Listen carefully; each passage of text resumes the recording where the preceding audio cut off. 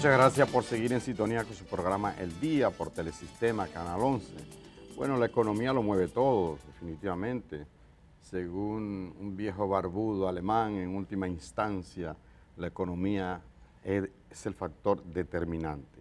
Por eso nos place mucho recibir a un economista de vasta experiencia, ha sido gobernador del Banco Central, si no me equivoco, ¿verdad que sí? Un periodista en ejercicio, Guillermo Caram. Gracias por la presentación y agradecer los buenos deseos de Uchi. Sí, señor. Bienvenido aquí. Secretario técnico de la presidencia. Secretario técnico de la presidencia, es un hombre de Estado. Guillermo, me gustaría comenzar, después de que Kenia le brinde este cafecito, preguntando su parecer sobre lo que ha pasado. Es fuera de aquí, me voy fuera del país. Ayer, al lunes, se habla del Black Monday o lunes negro. Todas las bolsas, sobre todo en Asia, cayeron a niveles preocupantes. El Nikkei, que es el índice, ¿verdad?, japonés, cayó a niveles históricos, creo que 12 y tanto %. Y los demás usted me lo dirá, no me lo sé de memoria. Lo de Corea también cayó. En fin, la causa, miedo a una recesión en los Estados Unidos. Bueno, una de las causas. Una de las causas. La otra causa es que el Banco Central japonés, que tradicionalmente tenía una tasa de política monetaria de 0%, o sea, no pagaba, no prestaba a cero interés. Fíjate que aquí presta el 7%. La tasa monetaria de política monetaria aquí es el 7%. Lo subió a 0.25%, o sea, un cuarto de 1%. Una ñinga. ¿Qué pasa? Que cuando la tasa estaba en 0, mucha gente tomó dinero prestado, porque era dinero gratis, y lo invirtió en las bolsas, principalmente en las bolsas de Estados Unidos. Cuando Japón sube la tasa de interés, comienza a pensar, no, de ahora en adelante, como hay una fiebre mundial de la tasa de interés para controlar la inflación en Estados Unidos, en Europa. ¿Y aquí también? Y aquí también. Por cierto, a mi juicio, cuando esa política se hace sostenida, resulta finalmente perjudicial. Eso es una política propia de una terapia de choque, un proceso inflacionario repentino. Entonces ponemos una tasa de inflación, una tasa de política monetaria alta, pero a largo plazo eso repercute en el proceso productivo. Una tasa de interés alto desestimula la producción. O sea que en la práctica es encarecer el dinero. Encarecer el dinero. Pero eso me parece como insignificante, digo, desde la distancia. 0.25%. Así es. Y eso tuvo ese efecto. Sí, porque lo que se piensa es inmediatamente que Japón iba a entrar ahora en la fiebre del aumento de la tasa de interés. ¿Qué pasa? Que todos los inversionistas que tenían dinero al 0% comenzaron a devolver el dinero y a retirarse de las bolsas, y ahí vino vamos a decir, el crack, ¿no? Pero también indudablemente los temores de recesión de Estados Unidos, pero además en el mundo hay una predisposición de crisis, ¿no? Por el tema de las guerras, el petróleo, el sistema de transporte, los bombardeos a los barcos que pasan por el canal. Yo decía ayer a un colega de ustedes que me entrevistó que es como la gripe, ¿no? Cuando tú tienes un sistema inmunológico, la gripe y cualquier virus, cuando tú tienes un sistema inmunológico fuerte, un virus puede venir y no te pasa nada, pero si tú tienes un sistema inmunológico débil, cualquier cosita te acaba de matar. Que es lo que pasó, por ejemplo, en la pandemia. Aquellas personas que eran autoinmunes, que no tenían la autoinmunidad, esas personas padecieron. Entonces, ¿qué pasa? La economía está en un mundo de predisposición, de crisis. Entonces, cualquier cosita de un país importante como Japón, que tradicionalmente tenía una tasa de interés cero, y comienza, bueno, de ahora en adelante lo van a subir, entonces viene el pánico. Y eso, hablando de ese pánico, el dominicano que le esté escuchando, bueno, eso pasa en Japón, pero ¿en qué puede repercutir esos cambios en la economía global en la República Dominicana? Yo diría que puede, no estoy diciendo que sea inminente, pero puede repercutir, primero porque si caen las bolsas, Si caen las bolsas, se arma una crisis. En una crisis, ya no una predisposición de crisis, sino una crisis. Pero, por ejemplo, hay fenómenos que son hasta cierto punto imponderables. Cuando se llega a una crisis, los inversionistas, por supuesto, apuestan a la sobrevivencia del sistema, dedican parte de su dinero o pueden dedicar parte de sus recursos a superar la crisis. Y eso aleja y dificulta, por ejemplo, la posibilidad de que un país como el nuestro, que últimamente en los últimos 20, 25 años ha venido dependiendo del endeudamiento, pues se expone en el sentido de que puede ser que digan, no, ya yo no le voy a prestar a República Dominicana porque todo mi dinero lo tengo que dedicar a resolver la crisis. Si de repente, por ejemplo, a nosotros se nos cierran las puertas financieras, no solamente los acreedores pueden, los financiadores dejan de prestar, sino que comienzan a cobrar. ¿Tú te imaginas que nuestros acreedores de golpe y porrazo comiencen a cobrar lo que debemos?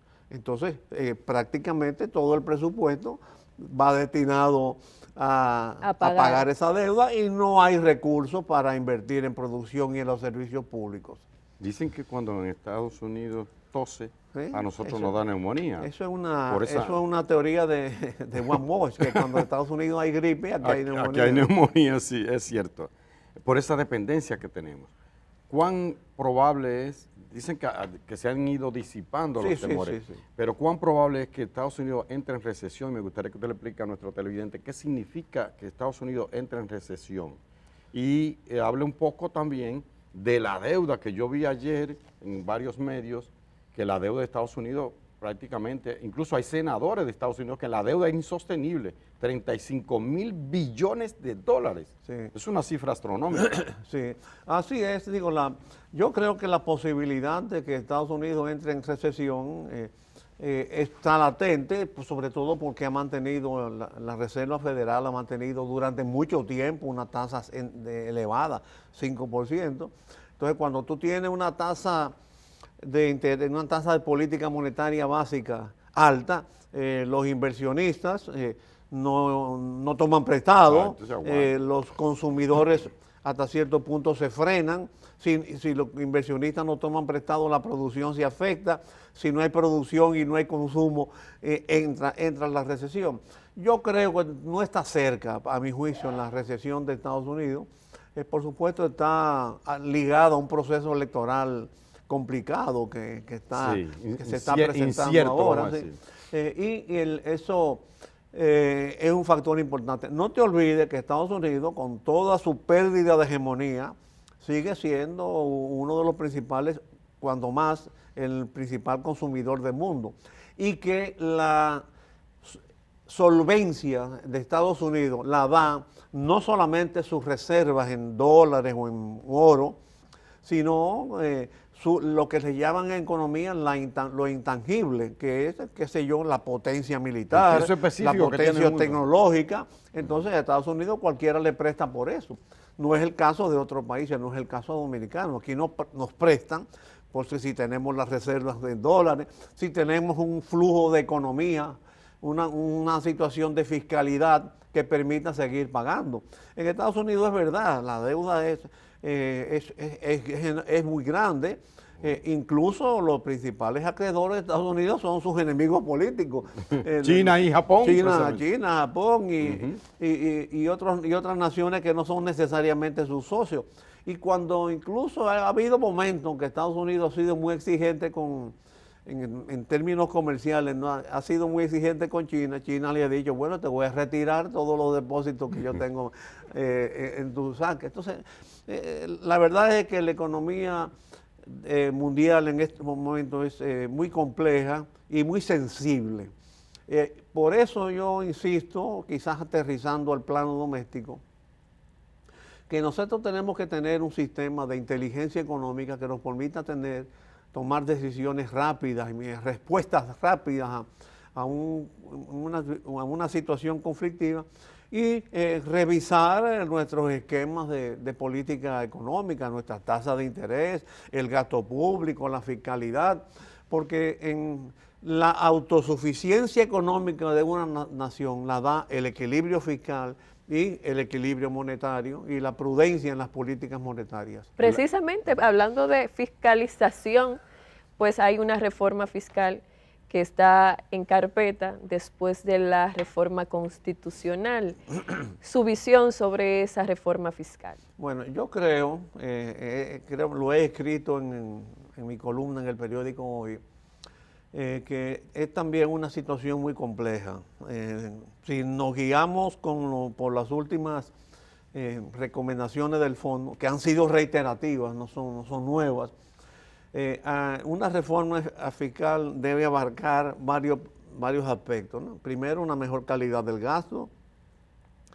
Segundo, un sistema tributario más fluido, que implica en cierta forma tasas más bajas y procedimientos más simplificados.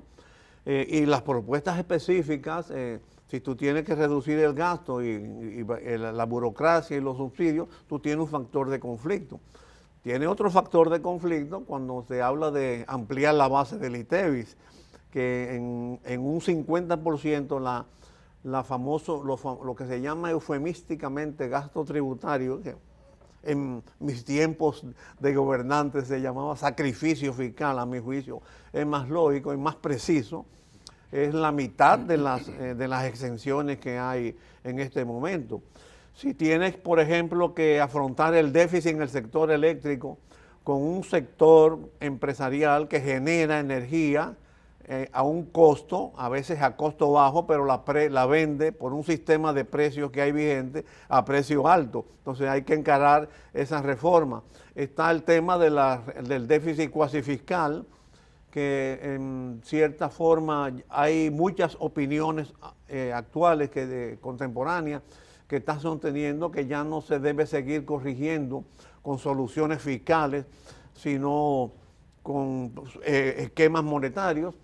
A mí me parece que el frente tan amplio que hay con relación a la reforma fiscal, si tú lo tocas simultáneamente, vamos a crear una efervescencia política y una inestabilidad económica que, a mi juicio, ojalá pudiera evitarse. ¿Usted cree que esa reforma que plantea Abinader podría crear esa efervescencia que usted advierte? Bueno, yo no sé bien cuál reforma es la que ha presentado el presidente Abinader, porque estas son recomendaciones que le dice el fondo.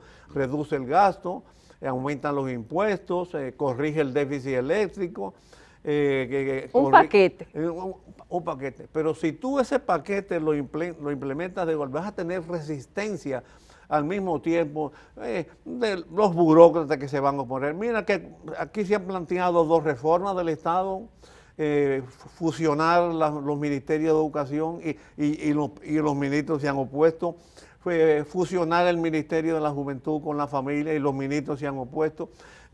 Eso es un ejemplo. Si tú tienes que atacar, por ejemplo, el sistema de subsidios a los combustibles frente a sectores empresariales que están cómodos porque los distribuidores y los transportistas reciben un porcentaje del precio de los combustibles y no entran en competencia, que es lo que deberíamos estimular.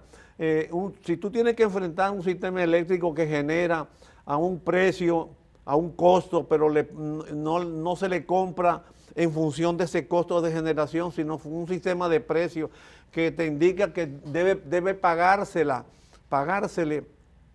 al generador, al que se le paga más caro. Por ejemplo, Punta Catalina genera barato, a un costo de generación barata, pero el precio de venta es caro. Sí. Entonces el consumidor, si tiene que atacar a esos generadores al mismo tiempo, si tiene que atacar a los que tienen, las empresas que tienen subsidios, incentivos fiscales, mira como ya el propio gobierno ha dicho, no se metan con la zona franca, las empresas turísticas dicen, no me toquen, los productores de ron han dicho, a mí no me toquen. Entonces, vas a crear un clima y por todas esas consideraciones yo he propuesto una ley marco de reforma que se implique gradualmente.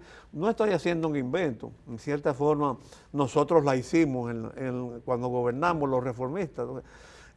Pero recientemente Marruecos lo hizo, una ley marco de reforma donde no se toca todo al mismo tiempo, sino se va, en la ley establece parámetros, gradual, parámetros de referencia, establece objetivos, el sector eléctrico debe lograrse tal cosa, el gasto público, la burocracia tal cosa, los subsidios tal cosa, la recapitalización del Banco Central tal cosa. Entonces, a mí me parece que ese es el camino que debería seguir el gobierno.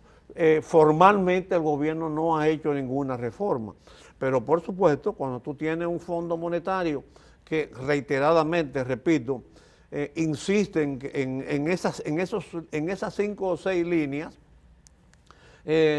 y un país que depende tanto del endeudamiento, porque no es lo mismo, por ejemplo, los dictámenes del fondo ahora como era antes, que no había... Antes era denle para allá. Está bien, déjame escucharlo y yo voy a seguir, o como en ocasiones dijo Balaguer, pero eso es lo mismo que estamos haciendo nosotros, un poco en broma, pero a veces hubo exigencias, no sé si ustedes recuerdan, que una vez hubo una corriente nacional en cierta forma estimulada por los dictámenes del fondo de frenar las inversiones públicas, que Balaguer tuvo que en un discurso público decir cedo a las presiones.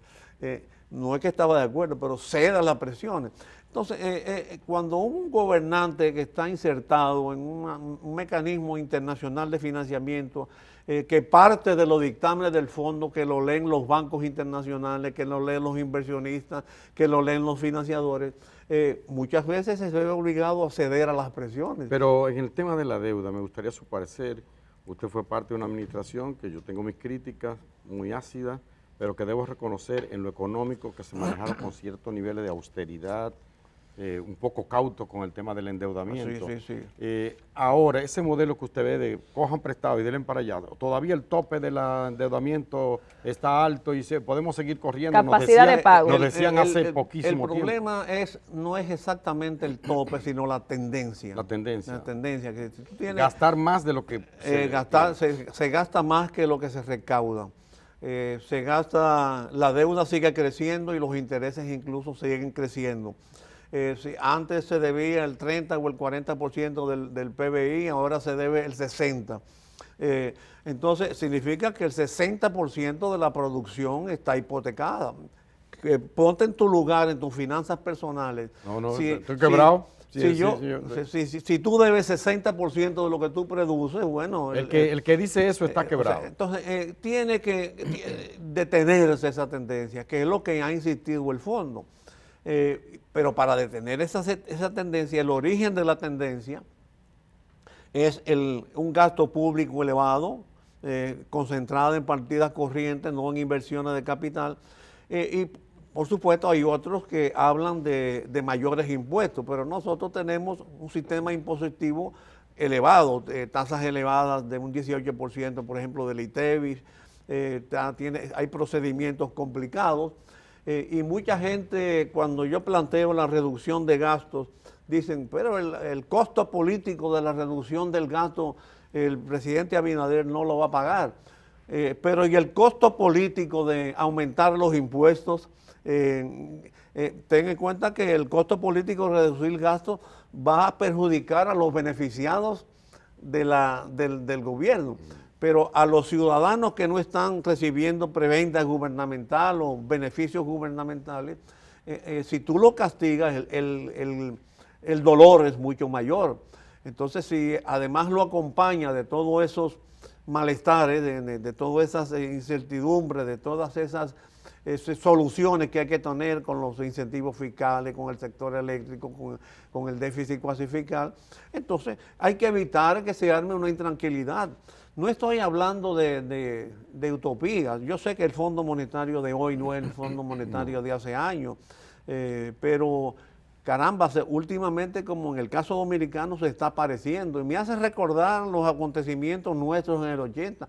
Oye, 1984, 24 sí. Y me hace recordar, porque de cierta forma lo viví, yo fui a la toma de posesión acompañando al presidente Balaguer, de Carlos Andrés Pérez en el 89, pero los ajustes del fondo en Venezuela fueron los que provocaron el surgimiento del chavismo. El Caracazo del 94. Claro, y todo eso debemos evitarlo. Gobernar, decía Juan Bosch, que no es mi líder, pero sí tengo que reconocerle muy buenos consejos. El de la gripe y la neumonía es de él. Juan Bosch solía decir, y lo pregonó en la campaña electoral, en su discurso de cierre de la campaña electoral del 82, que para saber gobernar uno hay que prevenir, hay que saber anticiparse a los acontecimientos. Y eso es, incluso criticó a Jorge Blanco, que no iba a ser buen presidente por eso mismo. Caram, ¿a qué se expondría República Dominicana si no ejecuta una reforma fiscal? ¿Perdón? ¿A qué se expondría el país si no pone en marcha una reforma fiscal? Es una buena pregunta. A seguir esta carrera desenfrenada de déficit, endeudamiento. Imagínate en términos exagerados que llegáramos al 100% del producto, endeudado con relación al PBI, a dedicar una proporción mayor de los recursos fiscales, de las recaudaciones, a pagar el servicio de la deuda, intereses y amortización. Y todo eso va repercutiendo amarrando al gobierno en la incapacidad de proponer soluciones sociales, más en un clima como el que tenemos, donde hay serias deficiencias de servicios públicos, de educación, de salud, de transporte, de energía, de seguridad, de preservación ambiental, que requiere una atención gubernamental que demanda costo.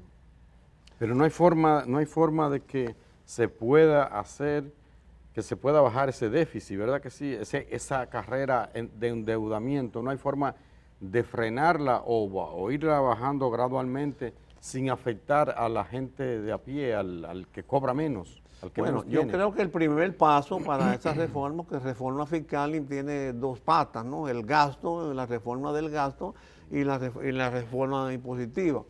En la tributaria. En el caso del gasto, yo creo que sí, esa es la forma, reducir el gasto corriente, tocar, como quiera va a haber que tocar intereses, tocar en el gasto, la burocracia, tocar los subsidios. Y en el caso de la reforma tributaria, a mi juicio, tiene que haber un objetivo.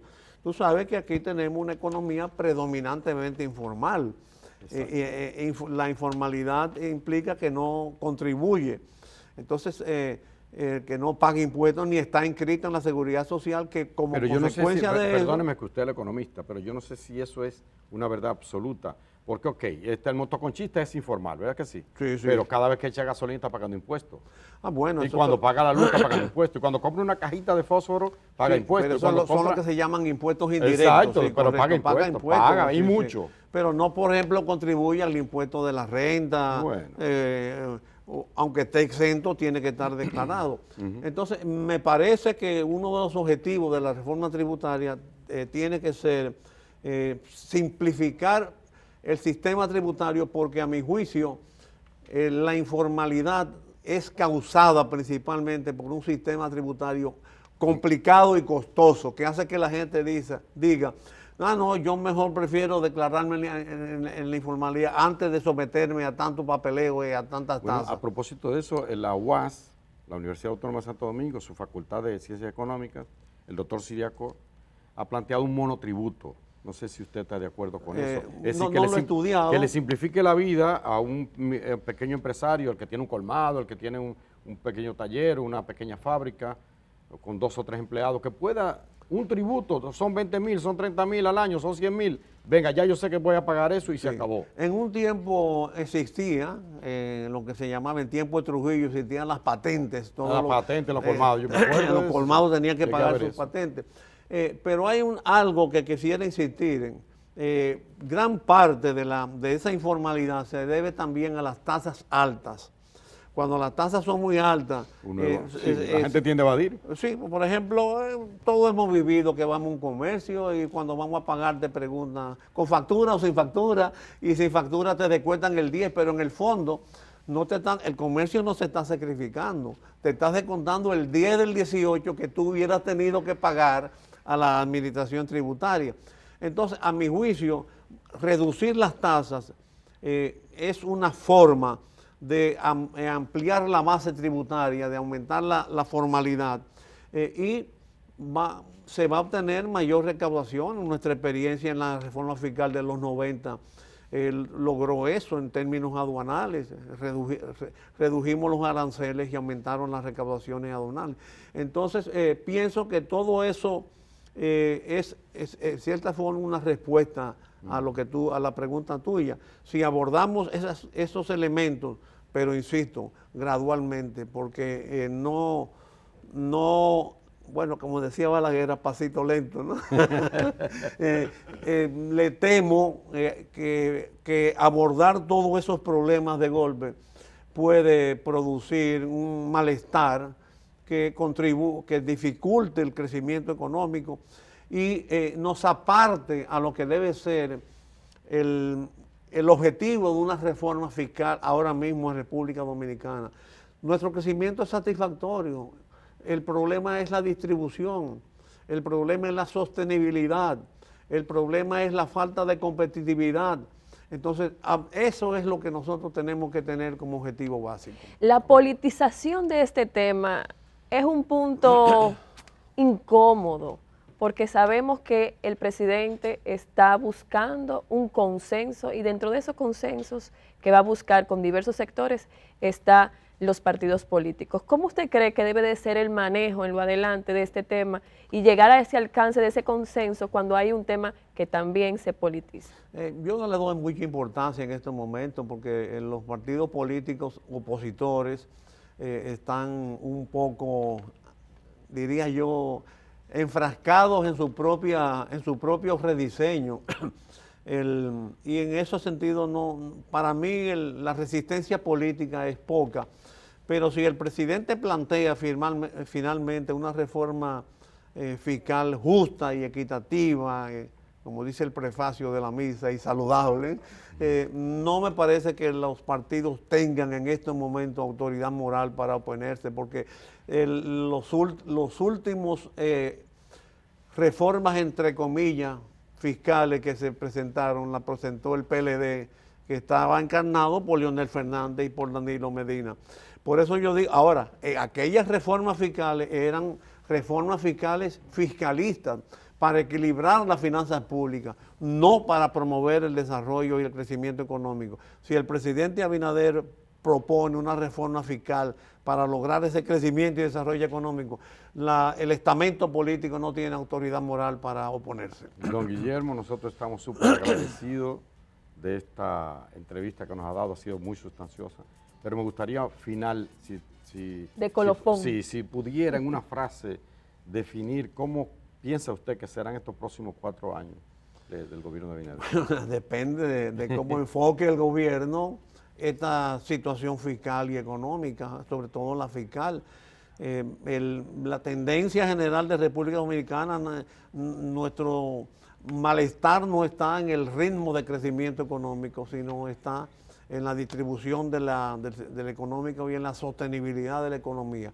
Y eso puede obtenerse con una reforma fiscal justa, equitativa y saludable. Bueno, que no la supeditaría a la reforma constitucional. Lamento tener que lanzar esta frase al final del programa. Pero todavía falta preguntarle otra cosita antes de despedir a Guillermo Caram. También usted ha sido un experimentado político, ha visto diferentes administraciones. ¿Cómo ve el momento político, la situación política que estamos ahora viviendo en la República Dominicana? Bueno, es bastante estable, que hay que preservarla, no podemos dormirnos en nuestros laureles. Creo que hay que tener mucho cuidado para evitar que se deteriore, porque la realidad es que hay muchos países que han tenido un buen desempeño económico, pero el político, el esquema político y las soluciones políticas la ha dañado. Yo ruego a Dios que ilumine al presidente Abinader para que lo revista de prudencia y de sabiduría. Bueno, Bueno, Guillermo, prudencia y me sabiduría. dice que me dan un chance para otra pregunta. Pero muchas gracias. Me dice que sí. La situación en Venezuela que usted ve y el caso de Estados Unidos, ¿cómo lo ves? Bueno, yo veo muy difícil que el presidente Maduro retenga el poder. Gobernar en esa situación es muy difícil. Él lo ha logrado en Yo el veo pasado. difícil que lo quiten. Yo veo Ambas difícil. cosas son difíciles. Bueno, gracias a Guillermo. Muchísimas gracias a Guillermo Carán, economista, por esta entrevista. ¿Cuántas Gracias. cosas Nosotros se pueden vamos a una hablar con pausa, Carán? a una pausa y tenemos mucho más después de ella aquí en el día. Gracias. Gracias, caramba. Bueno,